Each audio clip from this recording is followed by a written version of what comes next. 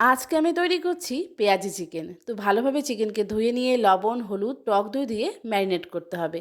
এদিকে গোটা জিরে, গোটা মৌরি, ধনে, দারচিনি, লবঙ্গ, এলাচ, শুকনো লঙ্কা, গোলমরিচ, জয়ফল, জয়ত্রী সব কিছু দিয়ে আমরা একটা গুঁড়ো মশলা তৈরি করব।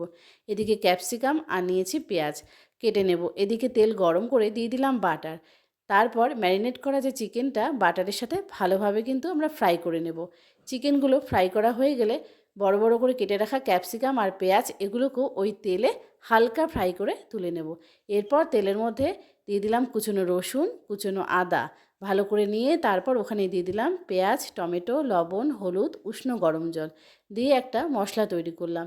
তারপর ফ্রাই করা চিকেন এর মধ্যে দিয়ে আরও কিছুটা সময় নিয়ে কষিয়ে নিলাম।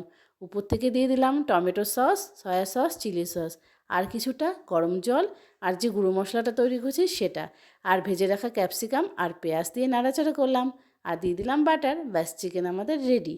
আর তার সাথে করেছি এই রকমের ফ্রাইড রাইস, একদম ঝরঝরা ফ্রাইড রাইস। তো এইরকম ফ্রাইড রাইসের সাথে এই রকম স্পাইসি চিকেন কিন্তু অসাধারণ লাগে।